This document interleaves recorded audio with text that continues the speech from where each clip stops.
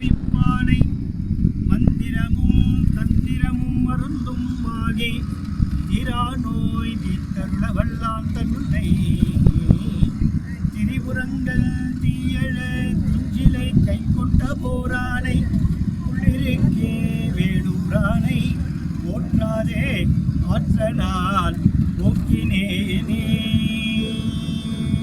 திருச்சிற்றம்பலம். வணக்கம், என் பேர் சுகுமார் பாபு, 4வது ஆண்டு மாணவன். இதை இந்த பயணத்தை 4 வருஷத்துக்கு முன்னாடியே பிளான் பண்ணோம். ஐயா கிளாஸில் சொல்லும்போது எங்கள் சிற்பத்தை பற்றியோ விக்கிரகத்தை பற்றியோ சொல்லும்போது ஐயா எங்களை இது மாதிரி கூப்பிட்டு போங்கன்னாரு. அது நடுவில் இந்த கொரோனா அவருக்கு நிறைய வேலை பளு வந்ததுனால இது எங்களால் அவராலையும் கூப்பிட்டு போக முடியல, நாங்களும் வர முடியல. இது இப்போது நாங்கள் 1வது வருஷத்துக்கு ஆரம்பிச்சது, இப்போ 4வது வருஷத்துக்கு தான் இது ஆரம்பமாக இருக்குது. இதில் அதிர்ஷ்டசாலி யாருன்னா 1வது வருஷம் 2வது வருஷம் இப்போ சேர்ந்துங்க பாருங்கள், உங்களுக்கு தான் அது ஈஸியாக இருக்குது. நாங்கள் கஷ்டப்பட்டுட்டு இருந்தோம், இருந்தாலும் இது ஆரம்பித்ததே பெரிய சந்தோஷமாக இருக்குது. அது இல்லாமல் இதில் இந்த பயணத்தை ஆரம்பித்தது ரொம்ப சந்தோஷம். இதோட முடியல, 276 ஸ்தலமும் பாடல் பெற்ற ஸ்தலத்தையும் பார்க்கணும் தான் விருப்பம். இது முதல் பயணன்றதுனால இதில் சில தவறுகள் வரலாம், இதுக்கெல்லாம் அதெல்லாம் மன்னித்து நீங்கள் தான் அருள்னு வருகன்னு வர வைக்கிறோம். அப்புறமா இந்த பிள்ளையார் கோயில் இருக்கு, முதல் ஸ்தலம் அது அச்சிறுபாக்கத்துக்கு தான். இதை நாங்கள் வேற ஏதாவது கோயிலெல்லாம் சொன்னோம், இல்லை இப்படிலாம் முதல் புலியார் தரிசனம் தான் வேணும்னு சொல்லி, அதனால புலியாரை தான் முதல்ல பார்க்கணும், அச்சிறுபாக்கத்துக்கு தான் போகணும்னு சொல்லி ஐயா அவர்கள் சொன்னதுனால, தர்மதாசன் ஐயா சொன்னதுனால சரி மாற்றி சொன்னோம். அதுக்கு ஆசிரியர்கிட்ட முதல்ல சொன்னோம். ஐயா அப்போ சொன்னதுக்கு சரி அதுவும் பண்ணிடலாம் அப்படின்னு சொல்லி சன்னிதானத்துக்கு ஒப்புதல் பெற்று பண்ணலாம் அப்படின்னாரு. அது ஆசிரியர் அவர்களுக்கும் இந்த நேரத்தில் ரொம்ப நன்றியும் கடமையும் பட்டிருக்குன்னு சொல்லிக்கிறோம். ஆசிரியர் அவர்களும் இதை சன்னிதானத்துக்கு பண்ணி இதை பண்ணலாம்னு சொல்லியிருக்காரு. அது இல்லாமல் இதில் எல்லா கோயிலோட விபூதியை வாங்கணும்னு சொல்லியிருக்காரு ஐயா. அப்போ குருதானிதானத்துக்கு 60வது வருஷம் வரப்போகுது, அதுக்காக அது எல்லா கோயில்லையும் போய் வாங்கணும்னு அப்படி சொல்லியிருந்தாரு. அதையும் பண்ணலாமா ஐயானோ. இதுதான் ஆரம்பம். இதில் எதாவது யார் முடியுமோ அதை எதாவது பண்ண முடியுமோ குரு அருளும் திரு அருளும்.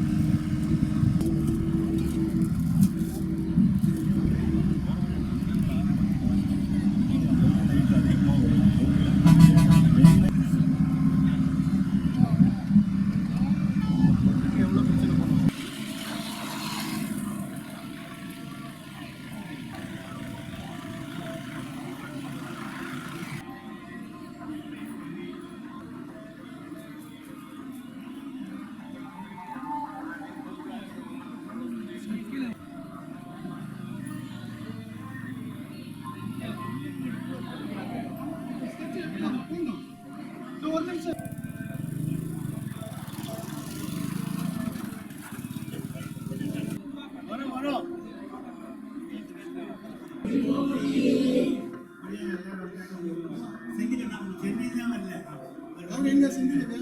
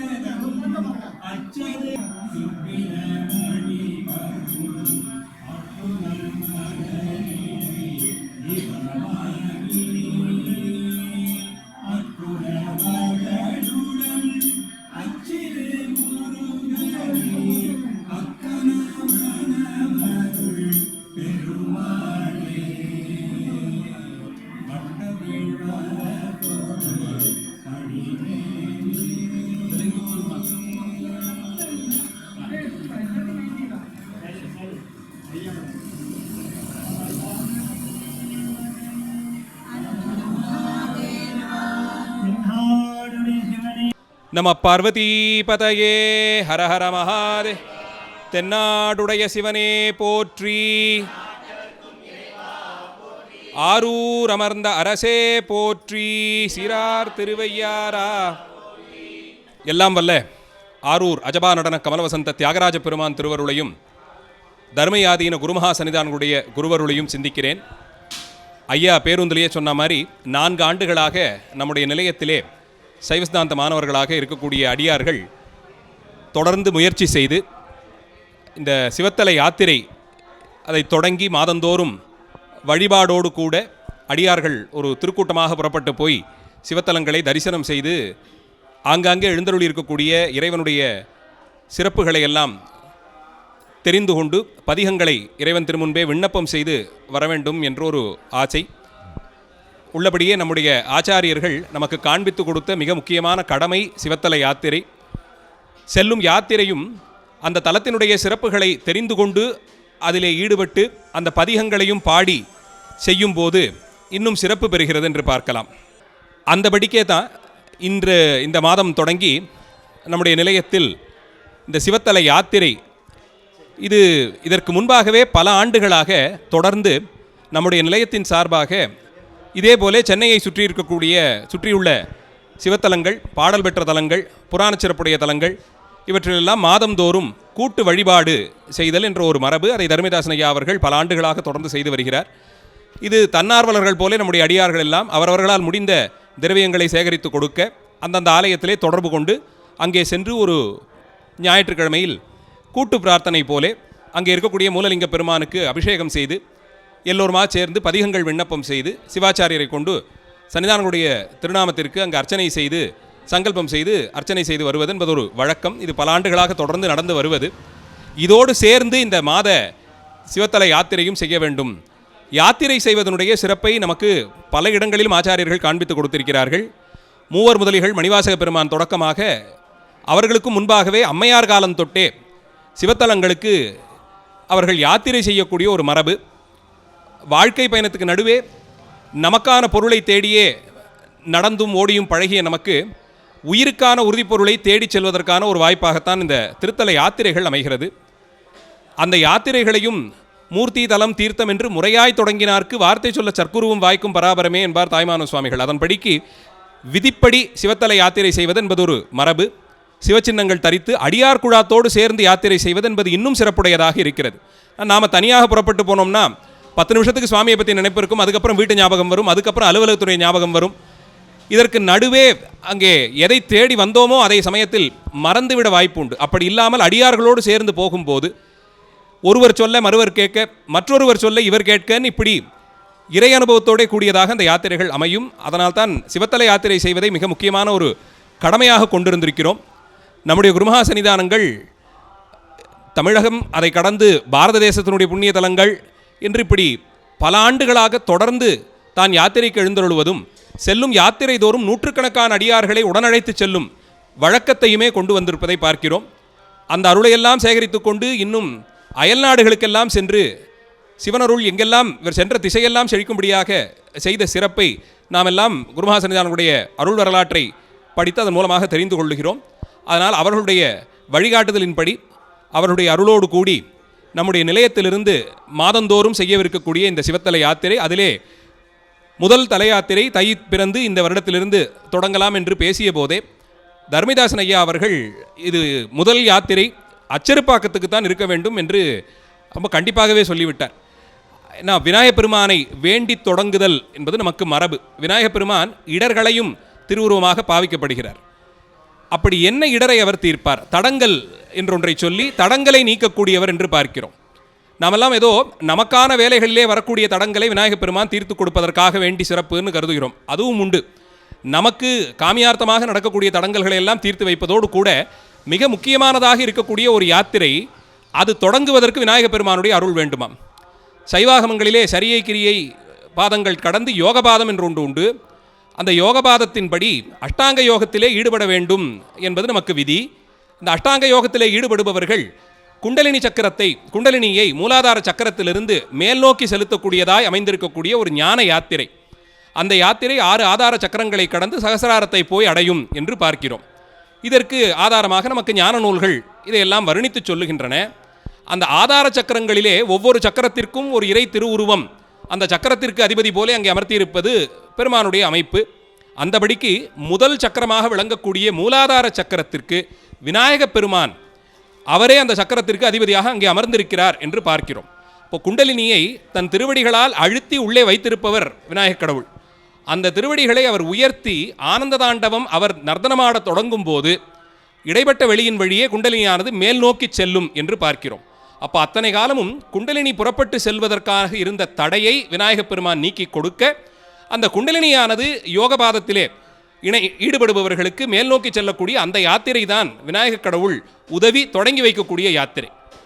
அதற்கு முதல் அங்கமாகத்தான் விநாயகப் பெருமானை வேண்டி எதொன்றையும் தொடங்குவது என்பது வழக்கமாக வைத்திருக்கிறோம். நாம் செய்யும் எல்லா செயலையும் சிவார்ப்பணமாக செய்வதினாலே அது எல்லாமே ஒரு யோக மரபிலே கூடியதாக, உணவு உண்பது உட்பட அத்தனையும் யோகத்திற்கு சார்ந்ததாகவே நாம் பார்த்து பழக வேண்டியது. அதில் ஒரு அங்கமாக எது செய்தாலும் விநாயகக் கடவுளை வேண்டி செய்வது என்பது வழக்கமாக இருக்க பார்க்கிறோம். அதனால் தர்மிதாசன் ஐயா அவர்கள் அச்சருப்பாக்கத்திலிருந்து தொடங்குவோம் என்று சொன்னார். வாஸ்தவத்தில் அது ஆகச்சிறந்த ஒரு எடுத்துக்காட்டு, எப்படி வழிபாடு செய்யணும் என்பதற்கு நல்ல யோசனை அது. அதனாலே இந்த தலத்திலிருந்து தொடங்குவதாக அமைந்தது. அதுவும் திருத்தலத்தினுடைய பெயரும் அச்சருப்பாக்கம் என்று அகரத்தில் தொடங்குவது. எந்த ஒரு மங்கள விஷயத்தையும் எழுதும்போது அகரம் சொல்லி எழுதுவது என்பது ஒன்று உண்டு. ஏன்னா அது இறைவனுடைய சிறப்பை குறித்து வரக்கூடிய சொல்லாக கொள்ளுகிறோம், முழுமை பெற்ற சொல்லாக அதை பார்க்கிறோம். அந்த எழுத்தை கொள்ளுவதினாலே அகரத்திலிருந்து தொடங்கக்கூடிய ஒரு திருத்தலமாய் அமைந்திருப்பதும் மேலும் சிறப்பு. அப்படி விளங்கக்கூடிய தலத்தில் இப்போது நாம் எல்லாம் கூடியிருக்கிறோம். இந்த தலத்திலே தனிச்சிறப்பு பெற்று விளங்குகிறார் இந்த விநாயகக் கடவுள். அவருடைய ஆலயத்தில் தான் இருக்கிறோம். அச்சுமுறித்த விநாயகர் என்றே இவருக்கு பெயர் வழக்கத்தில் இருக்க பார்க்கிறோம். இந்த தலத்தினுடைய மிகச்சிறப்பான புராணம் நாமெல்லாம் அதிகம் பேசியும் கேட்டும் மகிழ்ந்த அட்டவீரட்ட செயல்களில் சிறப்பு பெற்று விளங்கக்கூடியதாக இருக்கும் திரிபுர சம்ஹார லீலையை முன்வைத்து தொடங்குகிறது. திரிபுர சம்ஹாரத்தை இறைவன் செய்ததை பேசாத புராணங்கள் இல்லை என்று சொல்லலாம். இன்னும் சொல்லப்போனால் திரிபுர சம்ஹார லீலையினுடைய சிறப்புகளை இலக்கிய சுவையோடு கூட வாசிக்கணும்னா மகாபாரதத்திலிருந்தே வாசிக்கலாம். நம்முடைய ஆச்சாரியர்கள் எல்லாம் கோடிட்டு காண்பித்திருக்கிறார்கள். பல புராணங்களில் வந்தாலும் மகாபாரதத்தை நாம் எல்லாம் ஒரு வைணவ நூலாக பார்க்கிறோம் அல்லவா, அந்த நிலை மாறுமளவிற்கு இருக்கும். திரிபுர சம்ஹார லீலையை மகாபாரதம் பேசியிருக்கக்கூடிய பாங்கு அத்தனை 100 ஸ்லோகங்களாலே அந்த திரிபுர சம்ஹாரத்திற்கான தேரை வடிவமைத்ததை மட்டுமே பேசியிருப்பார்கள். அது எத்தனை பிரம்மாண்டமாக தேராக இருந்தது என்றெல்லாம் பேசியிருப்பார்கள். அவ்வளவு பிரம்மாண்டமான தேர் சிவபெருமான் ஒரு திருவடியை எடுத்து வைத்ததும் அச்சு முறிந்தது என்று பார்க்கிறோம். அதற்கு இறைவன் தேவர்களுக்கு சொல்லிக் கொடுக்கும் காரணம் என்ன அப்படின்னு கேட்டால், விநாயகப் பெருமானுக்கு செய்ய வேண்டிய வழிபாடுகளை செய்யாமல் தொடங்கியதாலே என்கிறார். அப்போ உடனே ஒரு கேள்வி வருது, சிவபெருமானுக்கு கூட விநாயகப் பெருமானை வழிபட்டு செய்ய வேண்டிய ஒரு கர்த்தவியம் உண்டா, அப்படி ஒரு கடமை உண்டா என்ற ஒரு கேள்வி வருகிறது. அதை அப்படியே கொள்ள வேண்டியதில்லை. அத்தனையும் இறைவனுக்கு உட்பட்டது என்னும் போது இறைவனுடைய தேரின் அச்சாணி முறிந்தது, அதற்கு இப்படி ஒரு குற்றம் செய்ததுதான் விளைவு என்று பார்க்க வேண்டிய அவசியமில்லை. ஏன்னா எந்த ஒரு செயலினாலும் பயனை பெருமான் கொள்ளுவதில்லை. அந்த திரிபுர சம்ஹாரம் தேவர்களுடைய நிலைக்காகவும் அடியார்கள் படு துயர் களையவும் செய்தது. திரிபுர அசுரர்களாலே சுவாமிக்கு எந்த பாகமும் இல்லை. அப்படி இருக்கும்போது அவர்களுக்காக செய்யவிருக்கும் இந்த பணியிலே விநாயகக் கடவுளை வழிபட வேண்டியது அவர்களுடைய கடமை. அதை அவர்கள் தவறியதை காண்பித்து கொடுக்கும் விதமாக சிவபெருமான் விநாயகக் கடவுளை வழிபடாமல் தொடங்கி இருக்கக்கூடாதுன்னு சொல்லி தேவர்கள் எல்லோரையும் கூப்பிட்டு அவர்களை அமைத்து அந்த தேரடியிலேயே ஒரு விநாயகரை பிரதிஷ்டை செய்து அங்கே விநாயகப் பெருமானுக்கு செய்ய வேண்டிய வழிபாடுகளை எல்லாம் செய்த பிறகு சுவாமியினுடைய ரதம் புறப்பட்டது என்று பார்க்கிறோம்.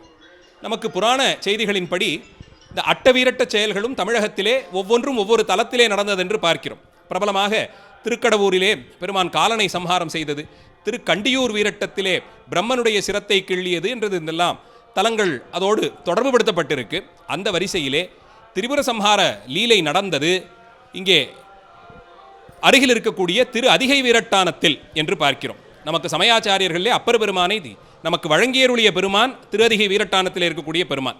அத்தகைய சிறப்புடைய அந்த தலத்தில் தான் திரிபுர சம்ஹார லீலை நடந்தது என்று பார்க்கிறோம். அது இன்றைக்கும் இங்கிருந்து பக்கத்தில் இருக்கக்கூடிய தலம் தான், அதை அடுத்து இருக்கக்கூடிய தலம் தான். அதனால் அந்த தலத்துக்கு அந்த சம்ஹாரம் நடந்த இடத்திற்கு புறப்பட இருந்த ரதம் இங்கே கட்டப்பட்டதென்றும் அதிலே சிவபெருமான் ஏறி நின்றருளும் போது இந்த அச்சு முறியை பார்த்ததையும் அதனால் தேவர்கள் எல்லோரும் பெருமானிடம் விண்ணப்பம் வைக்க விநாயகப் பெருமானை வழிபட்டு செய்ய வேண்டும் என்று சுவாமி நியமித்ததாகவும் அதைத் தொடர்ந்து தான் இந்த ரதம் இங்கிருந்து புறப்பட்டது என்றும் பார்க்கிறோம். அப்படி நிர்மாணம் செய்யப்பட்ட அந்த ரதத்தின் அச்சை முறித்து விநாயகக் கடவுளை வழிபடாது எந்த ஒரு செயலையும் தொடங்கக்கூடாது என்பதை சுவாமி நமக்கு உபதேசமாக செய்வது போலே அமைத்து கொடுத்த விநாயகப் பெருமானுடைய சன்னதியில் தான் நாம் இப்பெல்லாம் எல்லோரும் அமர்ந்திருக்கிறோம். அதனால தான் இந்த இடத்துல அருணகிரி பெருமானுடைய அந்த கைத்தல நிறைகினி திருப்புகழ் பாடலை தர்மிதாசன் ஐயா அவர்கள் பாடி விண்ணப்பம் பண்ணி வச்சாங்க. அதிலே இந்த செய்தியை அருணகிரி பெருமான் தனக்கே உரிய பாங்கில் ஒரே வரியிலே பாடிட்டு போயிடுறார். முப்புறம் எரி செய்த அச்சிவன் உரை ரதம் அச்சது பொடி செய்த அதிதீரா என்கிறார். யாரால் இது செய்ய முடியும்? திரிபுர சம்ஹாரம் ஒரு விளையாட்டு போலே இறைவன் செய்தார். அந்த திருவிளையாடலுக்கு பொருத்தமாய் நிர்மாணம் செய்யப்பட்ட ரதம் அந்த ரதத்தினுடைய அச்சு முறியும்படியாய் செய்தார் என்பதை காட்டிக் கொடுத்தும், அதன் பிறகு முருகப்பெருமானுக்கு விநாயகக் கடவுள் செய்த உபகாரம் இதையெல்லாம் சொல்லி உன்னை மட்டவிழ் மலர்கொடு பணிவேனே என்று வேண்டிக் கொள்ளுகிறார். தேனலரக்கூடிய மலர்களால் உன்னை துதித்து வணங்குகிறேன், எடுத்த காரியம் இடரில்லாமல் ஜெயமாய் செய்து முடிய நீங்கள் அருள வேண்டும் என்று விநாயகப் பெருமானிடம் வேண்டுவது போலே அமைந்ததாக இருக்கும் அந்த திருப்புகழ் பாடல். அதனால்தான் அதை விண்ணப்பம் செய்து தொடங்கி இருக்கிறோம். அருணகிரி பெருமான் போலே நாமும் வைத்த விண்ணப்பம் எந்த குறையும் இல்லாமல் இன்று தொடங்கி நாம் செய்யக்கூடிய இந்த யாத்திரை மாதந்தோறும் இறைவன் திருவருளும் குருவருளும் கூட்டுவிக்க சிறப்பான முறையிலே நடந்து எந்த தலத்திற்கு போகிறோங்கிறது அப்புறம், அது எவ்வளவு தூரத்தில் இருக்குங்கிறதும் அப்புறம், மாதந்தோறும் ஒரு சிவத்தல யாத்திரை அடியார்களோடு சேர்ந்து செய்யணுங்கிறது தான் இதில் சங்கல்பம். இப்போது அடுத்த மாதத்திற்கு பக்கத்திலே ஏதாவது தலத்துக்கு போகலாம், அதுக்கப்புறம் 2 மாதத்தில் கோடை வந்துடுது, அதனால் ரொம்ப தூரம் பிரயாணம் பண்ண வேண்டாம், சென்னையை சுற்றிய நிறைய தலங்கள் இருக்குது, ஏதோ ஒன்று. ஆனால் மாதத்தில் ஒரு ஞாயிற்றுக்கிழமை அடியார் திருக்கூட்டத்தோடு சேர்ந்து 2 or 3 சிவத்தலங்களை தரிசனம் செய்ய வேண்டும் என்பதுதான் சங்கல்பம். ஐயா சுகுமார் பாபு ஐயா சொல்லும்போது 276 தலங்களையும் தரிசனம் பண்ணணும்னார். ரொம்ப நிச்சயமாக செய்ய வேண்டிய வேண்டுதல். குருவருள் கூட்டுவிக்க எல்லாம் நடக்கும் என்று எடுத்துக்கொள்வோம். ஆனால் நம்மளவிலே குறைந்தபட்சம் மாதத்திற்கு ஒரு ஞாயிற்றுக்கிழமை சிவத்தல யாத்திரை என்பதை சங்கல்பமாக செய்து கொண்டு எப்படி முடியுமோ எல்லோருடைய சௌகரியத்தையும் அனுசரித்து நாம் செய்ய வேண்டும். அதற்கு எல்லோரும் பெருமானிடம் விண்ணப்பம் வைத்தும் ஒத்துழைப்பு கொடுத்தும் இது சிறப்பாக நடக்க உதவ வேண்டும் என்று கேட்டுக்கொண்டு நிறைவு செய்கிறேன்.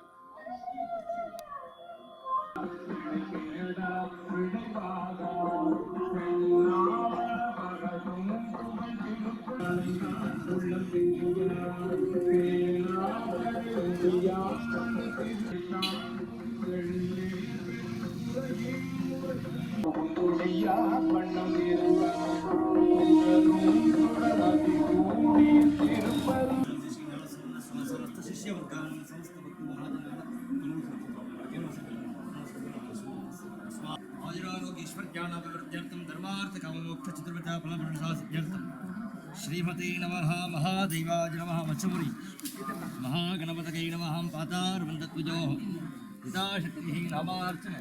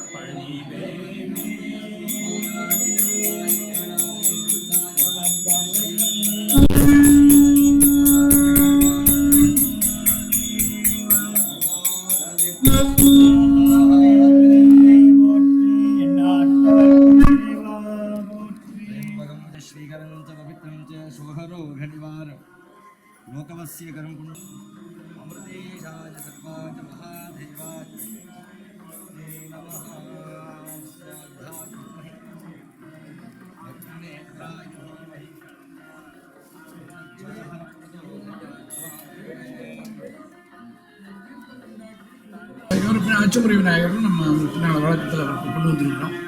இவர் தான் பிரதான விநாயகர் ஊருக்கு. கிழக்கு திசைங்கிற திசைன்னு பேர்.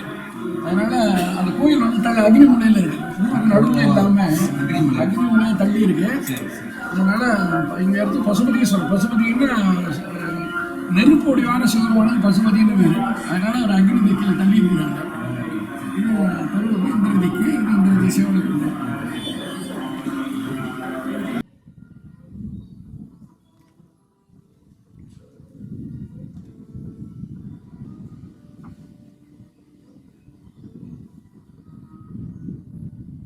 கோபுர வாசலில் ஒரு பக்கம் கண்ணபுரம், ஒரு பக்கம் சண்டேஸ்வர நாயனாருடைய கதையும் வரலாற்றோட இணைச்சு பண்ணியிருக்கிறாங்க. பெரியகுளத்தை தாண்டி அதில் பண்ணியிருக்காங்க. பெரியகுளத்தை நாயடிகளை அவர் காமிக்கிறார். நாய் கூட வந்து நான் சொல்லலை, நாயடிகள், ஆனால் இங்கே ஒரு நாயை கூட காமிச்சிருக்காங்க. அதுக்காக நான் அனுபவித்து பண்ண விக்கிரகங்கள் எல்லாமே ஒவ்வொரு விக்கிரகத்தை பற்றி சொல்லணும். சிவகோசரையர் உட்காந்து கும்பிட்டுக்கிட்டு அத்தி அந்த வலைய வானிக்கு வந்து 2 பக்கம் 2 பாம்பு இருக்கு. நாய் காமிச்சிருக்கேன் கடைசியாக நிறைய சிற்பங்களில் காமிக்கிறாங்க. அது வேறு சில இடங்கள்லையும்.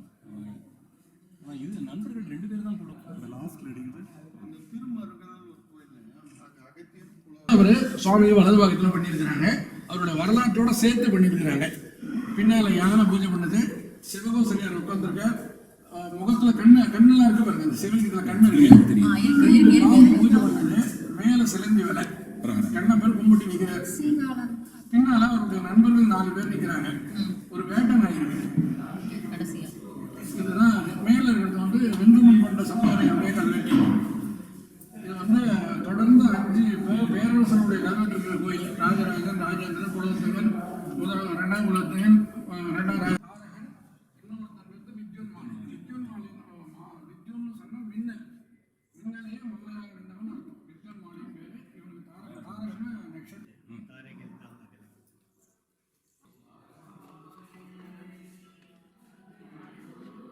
நீரூறு மரடை நிமிர்சடை தாங்கி நீரணிந்து ஏறுணர்ந்து ஏறிய நிமலர் பேர் அருளாளர் பிறவியச் சேரார் பிணியலர் கேடியலர் பேகணம் சூழ 6 இருள் சிறைனா அடைக்கப்பட்டதுன்னு அர்த்தம். சிறை உடல்னு சொன்னார். அது அதுலேயே இன்னொரு தமிழ் சொல்லும் பட சொல்லும் தாடியடைச் சேரன்னா அந்த காலத்திலேயே இந்த வடமொழி தென்மொழி பிரச்சனையே இருந்துட்டு இருந்தது.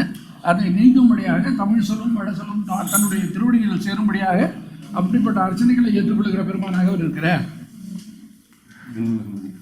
விண்ணுலா மதியம் சூடினர் எனவும் விரிசடை உள்ளது வெள்ள நீர் எனவும் பன்னுலாம் மறைகள் பாடினர் எனவும் பல புகழ் அல்லது பழியிலர் எனவும் அண்ணலாகாததோர் இமையவர் ஏத்த அரவங்களோடு எழில் வர நின்ற அண்ணலான் ஊர்தி ஏறும் இம்மடிகள் அச்சிறுவாக்கமது ஆட்சி கொண்டாரே.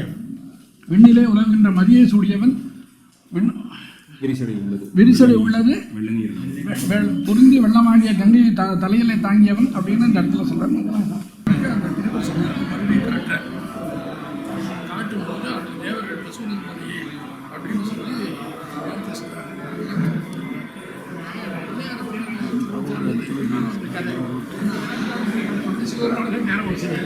அச்சுமொழிதனம் தாமடிக்கிட்டும் அச்சுமொழி தேவர்களெல்லாம் என்னுடைய துணை இல்லாமல் இவரால் ஜெயிக்க முடியாது அப்படின்னு நினைச்ச போது இவர் காலை வச்சிருக்கோமே அதுக்கே அவங்க குழந்தைக்கு செஞ்சு வச்சதே அது மாதிரி போயிடுச்சான். அதுதான் அவர் சொல்கிறார். அந்த கோலத்தை மறுபடியும் காட்டுறேன்னு இந்த இடத்துல தளத்தில் அவர் காட்டுறேன். 7ஆம் திருவிழா அன்னைக்கு தேர்லேருந்து இறங்கி அவருக்கு அந்த காட்சி கொடுக்குற ஐதீகம் நடக்கும். அப்போ அவன் வந்து ரொம்ப பரந்த வானவெளியில் நடக்கிறேன். அவனால் சின்ன பையனால் பார்க்க முடியல. அதனால் அவன் 3வது கண்ணை கொடுக்குறார். அவன் தான் திருநீத்திரகாரின்னு பேர். அவனுக்கு காட்சி கொடுக்குற ஐதீகம் நடக்கும். அவன் தன்னுடைய இறுதி காலத்தில் இந்திய கழித்து கோயிலெல்லாம் கட்டி முடித்த பிறகு அந்த சமாதி ஆகும். அந்த சமாதி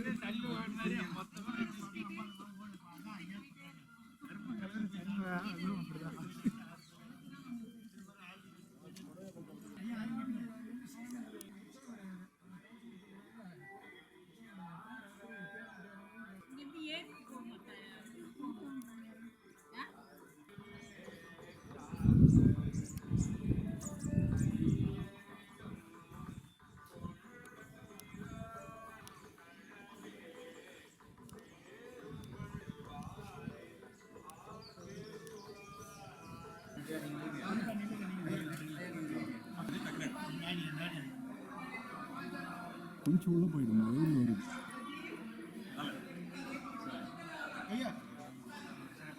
எல்லாம் வல்ல இறைவனுடைய திருவருளினாலே தொண்டை நாட்டு தலங்களில் 32 தலங்களில் உண்டான திரு அச்சிறுபாக்கத்தை பற்றிய செய்திகளை இன்றைக்கு பார்க்க போகிறோம்.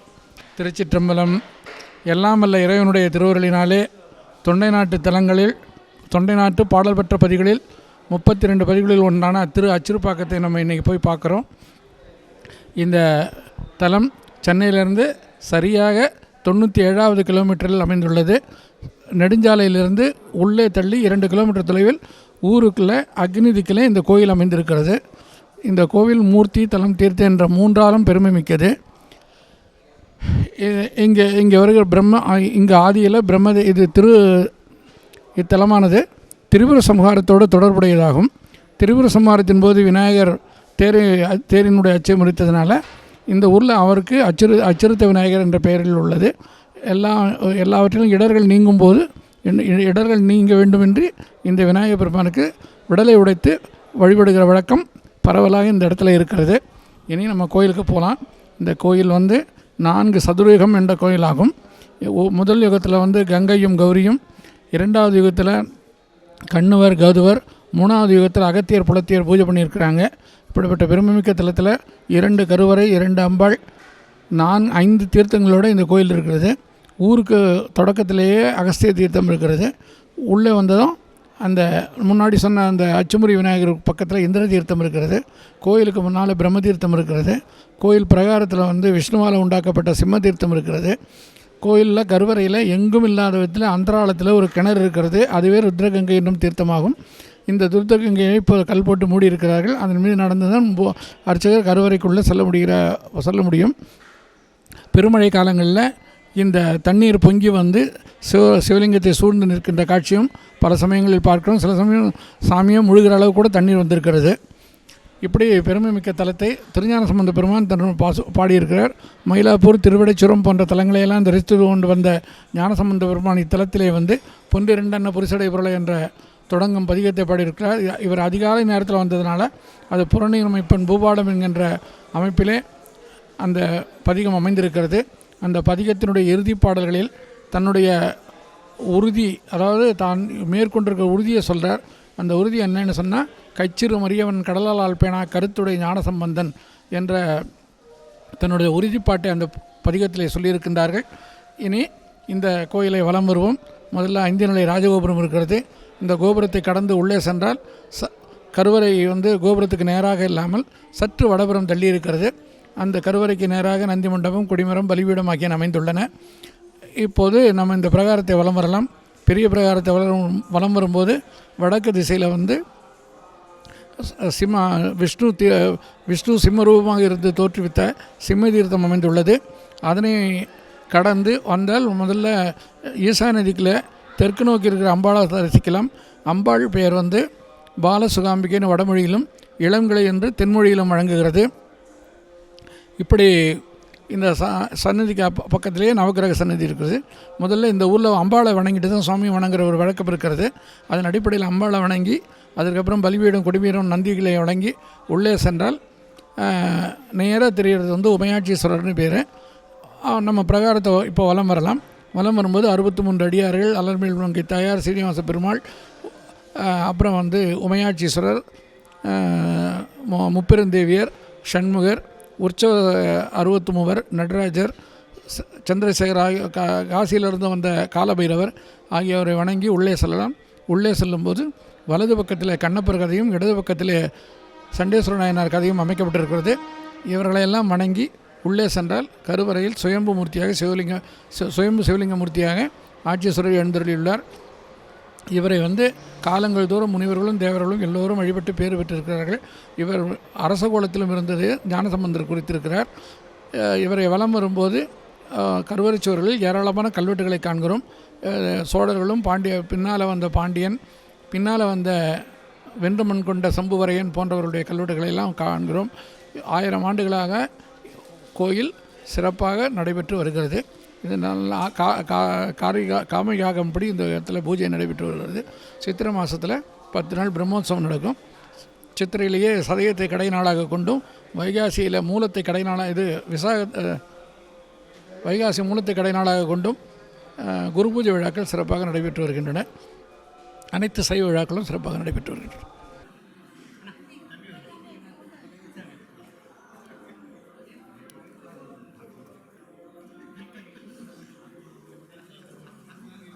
ஓகே.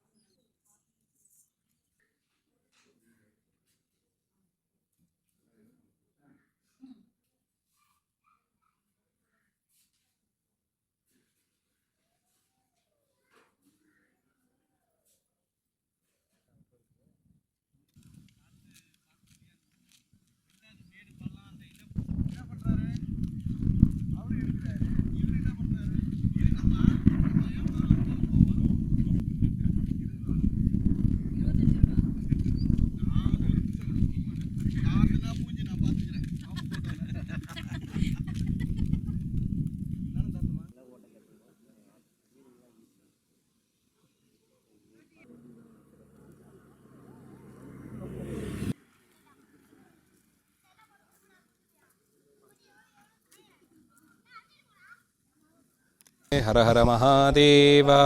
தென்னாடுடைய சிவனே போற்றி, எந்நாட்டவர்க்கும் இறைவா போற்றி, காவாய் கனகத்திரளே போற்றி, கைலை மலையான் போற்றி போற்றி.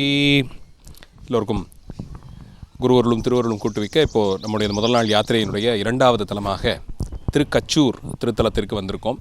அப்பர் பெருமான் தாண்டகத்திலே சொல்லும்போது பல்வேறு வகையான கோயில் கட்டுமானங்கள் அவருடைய காலத்திலே இருந்ததை பற்றி தெளிவாகவே சொல்லியிருப்பார். அதிலே கொகுடி கோயில், கரக்கோயில், பெருங்கோயில், இளங்கோயில், திருக்கோயில், ஆலக்கோயில் என்று இந்த வரிசை. அதிலே ஆலக்கோயில் என்றொரு வகையான கட்டுமானத்தை குறித்து சொல்லுகிறார். அந்த வகைப்பட அந்த திருநாமத்திலேயே அமைந்த சிறப்பு இந்த தலத்திற்கு உண்டு. திருக்கச்சூர் என்பது ஊரினுடைய பெயர். அங்கே அமைந்திருக்கக்கூடிய அந்த கோயிலினுடைய கட்டுமான அமைப்பிற்கு அதை ஆலக்கோயில் என்று சொல்வது. அதனாலே இங்கே பதிகத்திலும் கூட திருக்கச்சூர் ஆலக்கோயில் என்றே சொல்லக்கூடியது மரபாகவே வந்துவிட பார்க்கிறோம். இந்த தலத்தை பொறுத்தவரையில் 2 தலங்களாக இந்த கோவில் இருக்குது. இப்போ நாம் ஒரு சின்ன குன்று மேலே ஏறி வந்திருக்கோம். இது மலைமருந்தாக பெருமான் விளங்கக்கூடிய தலம். இங்கே கீழே இருக்கிற கோயில் தான் இங்கே நமக்கு பாடல் பெற்ற தலமாக கிடைக்கிறது. இந்த திருத்தலத்தை பொறுத்தவரையில் சென்னையை சுற்றி 3 தியாகராஜ தலங்களை சொல்லுவார்கள். திருவொற்றியூர், திருவான்மியூர், 3வது அந்த வரிசையிலே திருக்கச்சூர் ஆலக்கோயில். தியாகாதிராஜனாக பெருமான் தியாகங்கள் செய்த சிறப்போடு எழுந்தருளியிருக்க கோயில். பல்வேறு தியாகங்களை அடியார்களுக்காக பெருமான் செய்வதாக என்ற சிறப்பினால்தான் அந்த தியாகாதிராஜன்கிற திருநாமம். திருவாரூர் பதிகத்தில் அப்பர் பெருமான் சொல்லும்போது ஆனேரேராதி இது ஐராவணமேராது ஆனேரேறி அமரநாடாளாது ஆரூராண்டதுன்னு பெருமானுக்கான சிறப்பை சொல்லுவார். அங்கே இந்திரலோக சுகத்தை எல்லாம் விடுத்து பெருமான் நமக்கு அருள வேண்டி இங்கே எழுந்தருளியது. அதனாலே தியாகராஜ பெருமான் என்றது திருநாமம். அதுபோல பல்வேறு தியாகங்கள் அடியார்களுக்காக இறைவன் செய்து கொடுத்த சிறப்பு. அதனால் 3 தலங்கள் சென்னையை சுற்றி இருக்கக்கூடிய தலங்களை தியாகராஜ தலங்களாக பார்க்கிறோம். அதிலே 3வது தலம் திருக்கச்சூர் ஆலக்கோயில்.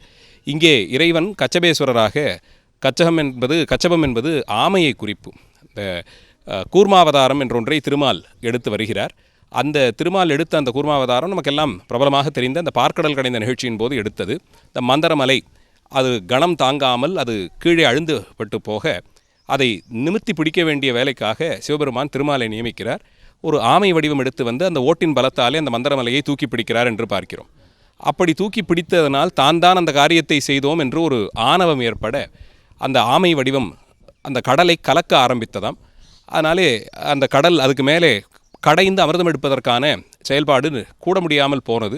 தேவர்கள்லாம் மறுபடியும் சிவபெருமானிடம் முறையிட விநாயக பெருமானிடம் சொல்லி அந்த பார்க்கடல் ஜலத்தை முழுவதுமாக தன்னுடைய மத்தகத்திலே அடைக்கும்படியாக இறைவன் திருவுள்ளம் பற்றினார். அதன்படிக்கே விநாயக பெருமானும் அந்த பார்க்கடல் நீர் முழுவதையும் தன்னுடைய துதிக்கையிலே வாரி உண்டு அதை அதிலேயே நிறுத்தி வைத்தார் என்று பார்க்கிறோம். மகர ஜலம் முழுவதும் அப்படி வாரி உண்டதை அருணகிரி பெருமான் திருப்புகழிலே சொல்கிறார். அதன் பிறகு அந்த கடலிலே துள்ளி குதித்து ஆட்டமிட்டு கொண்டிருந்த அந்த ஆமை தென்படுகிறது. சிவபெருமான் தன்னுடைய சூலாயுதத்தாலே அந்த ஆமையை தீண்டி அதனுடைய முதுகு ஓட்டை பெயர்த்தெடுத்து கழுத்திலே அணிகலனாக அணிந்து கொள்கிறார் என்று பார்க்கிறோம். அதனால் ஆணவமடைந்த அந்த ஆமை அது செய்த அந்த குற்றத்திற்காக வேண்டி சிவபெருமானை பல்வேறு தலங்களிலே வழிபடுகிறது. அதனால்தான் பல இடங்களிலும் நாம் இந்த கச்சபம் ஆகிற ஆமை வழிபட்ட சிறப்பை பார்க்கிறோம். கச்சம்னா கரை, கரையில் வாழ்வதனாலே, நீர் கரையிலே வாழ்வதனாலே இதற்கு கச்சபம் என்று பெயர். ஆமையை வழிபட்டதாக இந்த தலங்கள் பல தலங்கள் இருக்குது. அதில் ஒன்று தான் கச்சூர் ஆலக்கோயிலாக இன்று நாம் இருக்கக்கூடிய திருத்தலம். இது தவிரவும் இங்கே அஸ்வினி தேவதைகள் மலைமேல் இருக்கக்கூடிய இந்த பெருமானை வழிபட்டதாக சொல்லுவார்கள். அஸ்வினி தேவதைகள் மருந்துக்கு அதிபதியாக இருக்கக்கூடியவர்கள். நமக்கு சரியான காலத்திலே குறித்து கொடுக்கப்படும் மருந்து கூட நம்ம உடம்புக்கு பயன்பட்டு வரணும்னா அதற்கு இறைவனுடைய அருள் வேண்டும். அதனால தான் விளையாட்டாக கேட்பாங்க, உடம்பு முடியலன்னா வைத்தியத்துக்கிட்ட போகிறோம், அவர் வைத்தியத்துக்கு மருந்து கொடுக்குறார், அந்த மருந்தை சாப்பிட்டா சரியாக போயிடாதா, அதுக்கப்புறம் இதுக்கு கோயிலுக்கு போகணும்னு கேட்குறவங்களுக்கு எல்லாருக்கும் எல்லா மருந்தும் பொருந்தியும் வர்றதில்லை. அவர் அனுபவத்தில் ஏதோ ஒரு மருந்தை குறித்து கொடுப்பார். அது நம்ம உடம்புக்கு பொருந்தி வரணும், அந்த காலத்தில் அது கிடைக்கணும். அது நம்ம உணவு வழக்கம், நம்முடைய உடம்பு நிலைக்கு அது தகுதியாக வந்து அதுக்கப்புறமா அந்த நோய் நீங்கணும். மருத்துவருக்கு அவர் தெரிந்த அளவிலே அவருடைய அனுபவத்தினாலே அவருடைய ஏட்டறிவினாலே ஒரு மருந்தை கொடுப்பார். அது நமக்கு பயன்படணும்னா அங்கே திருவருள் கூட்டு வைக்கணும். அதனால தான் மருந்தோடு இது முடிவதில்லை, பெருமானிடத்தை வந்து அவரிடம் விண்ணப்பம் வைப்பதையும்னு வைத்திருக்கிறோம். அந்தபடிக்கு அஸ்வினி தேவதைகள் இந்த மருந்து சம்பந்தப்பட்ட விஷயங்களுக்கெல்லாம் அதிதேவதைகளாக சொல்லப்படுவதாலே அஸ்வினி தேவதைகள் மலைமேல் இருக்கக்கூடிய இந்த பெருமானை வழிபட்டதாக சொல்லப்படுகிறது. அதனாலே மலைமேல் மருந்துன்னு சுந்தரமூர்த்தி சுவாமிகள் பதிகத்திலும் வைத்து பாடுவதினாலே ஔஷதீஸ்வரராகவே மலைமேல் இருக்கக்கூடிய பெருமானை வழிபடுகிறோம். கோயில் மிகச் சிறிய அளவிலான கோயில், ஆனால் ரொம்ப இயற்கை எழில் கொஞ்சம் கூடிய இந்த மலை வளத்தோடு கூடி இயற்கை இப்படி இருக்குது. அதற்கு நடுவிலே பெருமான் எழுந்தருளி இருக்கக்கூடிய சிறப்பை பார்க்கிறோம். இந்த தலத்தை பொறுத்தவரையில் கீழே இருக்கக்கூடிய தலம் நமக்கு பாடல் பெற்ற தலம் என்று பார்க்கிறோம். அதிலே சுந்தரமூர்த்தி சுவாமிகளுக்கு இறைவன் ஒரு அற்புதத்தை நிகழ்த்தி காண்பித்தார். அதன்படிக்கு சுந்தரர் காஞ்சிபுரத்திற்கு செல்லும் வழியிலே இந்த தலத்திற்கு எழுந்துள்ளார். இங்கேருந்து தான் கச்சி ஏகம்பத்தை தரிசிக்க செல்வது. அந்த வழியிலே அவர் இந்த தலத்திற்கு வந்து தங்கியிருந்த போது மதிய வேளை திருக்கோவில் நடை சாத்தப்பட்டிருக்கு. சுவாமிகள் பசியினாலே உடல் வாடி இருந்தார். எப்போதும் போலே யாரிடம் விண்ணப்பம் வைப்பது? சுந்தரருக்கு தெரிந்ததெல்லாம் தியாகராஜ பெருமான் என்பதினாலே தியாகராஜ பெருமானிடத்தே விண்ணப்பம் வைக்க பெருமான் ஒரு கபாலத்திலே பிட்சை எடுப்பதாக ஒரு பிட்சாடனர் வடிவமேந்தி கோயிலிலிருந்து வெளிப்பட்டு அக்ரஹாரத்தில் இருந்த எல்லா வீட்டிற்கும் சென்று அந்தந்த வீட்டு கதவை தட்டி வாசலில் நின்று சுந்தரருக்காக பிச்சை ஏற்று வந்தார் என்று சொல்லப்படுகிறது. பெரிய தியாகம் இல்லையா? தன் அடியார் ஒருவர் பசித்திருக்க பார்த்து பொறாத கருணை பெருமானுடையது. அதனால் வீடுதோறும் சென்று அவர் பலியேற்று வந்து சுந்தரருக்கு அமுது படைத்தார் என்பது சிறப்பு. அப்படி இறைவன் பிச்சை ஏற்ற சிறப்பு இந்த தலத்திற்குண்டு. அப்படி சுந்தரருடைய பசிநோய் தீர்த்த தலம். அதனால் அவர் மகிழ்ந்து பெருமானுக்கு பதிகம் பாடி இந்த தலத்தை வழிபட்டு செல்லுகிறார். இப்போ அந்த தலத்தை அப்படியே வலமாக வந்து உள்ளே போய் சுவாமியை தரிசனம் செய்து அதுக்கு மேலே கீழே இருக்கிற தலத்திற்கு செல்லுவோம். 2 முறை காஞ்சி நம பார்வதி பதையே ஹர ஹர மகாதேவ. தென்னாடுடைய சிவனே போற்றி, எந்நாட்டவர்க்கும் இறைவா போற்றி.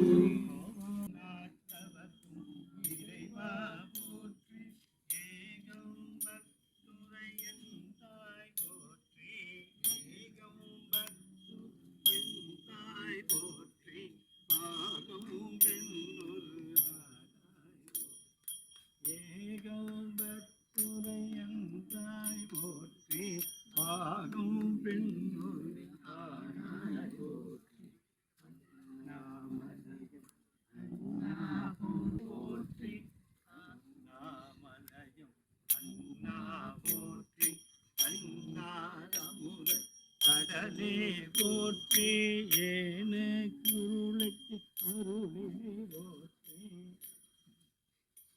மற்ற மண்ணிலோட கலந்துக்கலாம்.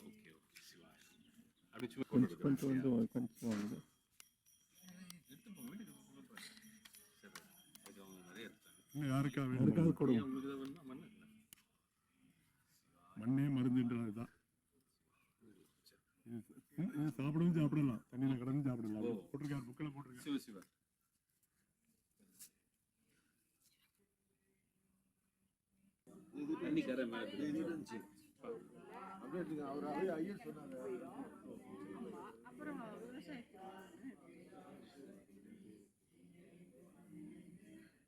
சன்னிதானங்களுடைய பேருக்கு சங்கல்ப அர்ச்சனையுமாக செய்து இந்த நாள் பொழுது சிவசிந்தனையிலே முழுவதுமாக கழியும்படியாய் மிகச்சிறப்பாக அமைந்தது. அதற்கு உறுதுணையாக நின்ற எல்லா அடியாருடைய திருவடியையும் தலையில் தாங்கி வணங்கி மகிழ்கிறேன். முதல் முன்னம் குருமகா சன்னிதானங்களுடைய ஆசீர்வாதம், செந்தமிழ் சொக்கநாத பெருமானுடைய ஆசீர்வாதமும் நம்மை வழி நடத்தி இந்த யாத்திரையை பூர்த்தி செய்து கொடுத்துருக்கிறது. இந்த யாத்திரையை வந்து தொடங்கலாம்னு சொல்லி சொன்னது மட்டும்தான் அடியேன். இது ஏற்கனவே பண்ணிக்கிட்டு இருந்ததை இன்னும் சிறப்பு பெற்று செய்யணும்னு சொன்னது. திருத்தலத்தை ஏற்பாடு செய்ததிலிருந்து மாணவர்களுக்குள்ளே இதில் யார் யார் தன்னார்வலர்களாக இருப்பாங்க, யார் இதை எடுத்து செய்யக்கூடியவர்கள்ங்கிறது எல்லாத்தையும் வழிநடத்தி காட்டினார். அதில் ரொம்ப முக்கியமாக சுகுமார் பாபு ஐயா அவர்கள், அவர் தான் இந்த 4 வருஷத்துக்கு முன்னாடியே இந்த 276 தலங்களையும் இந்த மாதிரி போய் தரிசனம் பண்ணணும்னு ஆசை இருக்குங்கிறத சொன்னார். இது நடக்குமான்னு நினச்சதில் ஏதோ பெருமான் முதலடியாக 2 திருத்தலங்கள், அதுலேயும் ஒன்று தியாகராஜ தலமாக சாயரட்சையில் சரியாக 6:30 மணி, இத்தனை மணிக்கு அங்கே தீபாராதனை ஆகிட்டு இருக்கும். சரியாக 6:30 மணிக்கு அங்கே 6 மணிக்கு தீபாராதனை ஆக ஆரம்பித்து 6:30க்கு உபச்சாரம் எல்லாம் ஆகி அங்கே பதிகம் விண்ணப்பம் ஓடிட்டு இருக்கும் திருவாரூரில் கரெக்டாக 6:30 மணிக்கு. அப்போ இங்கே நமக்கு ஒரு தீபாராத தரிசனத்தை தியாகராஜ சுவாமி காட்டி கொடுத்துருக்கார். எல்லாம் குருவருள் திருவருள் கூட்டி வைத்ததனால் மட்டும்தான் இவ்வளோ அமைப்பாக இதெல்லாம் நடக்க முடியும். விநாயகப் பெருமான்ட்ட ஆரம்பித்து சாயரட்சை அந்திகா பழகரா தியாகராஜர் சபையில் பூர்த்தியாகும்படியாக அமைஞ்சிருக்கு. அதுக்கு நிறைய முன்னெடுப்பு எடுத்து இது நெறிப்படுத்தி அதுக்கு போஸ்டர் அடித்து அந்த வண்டிக்கு முன்னாடி கட்டுறதுக்கு பதாகை எல்லாம் அமைத்ததுலேருந்து எல்லாரையும் அழைத்தது, அதெல்லாம் கன்சாலிடேட் பண்ணது, எவ்வளவு தோராயமாக ஆகுங்கிறதுலேருந்து உட்பட அடியன் குறைஞ்சபட்சம் 2 ஃபோன் கால் மட்டும்தான் அதில் அடியன் கலந்துக்கிட்டது.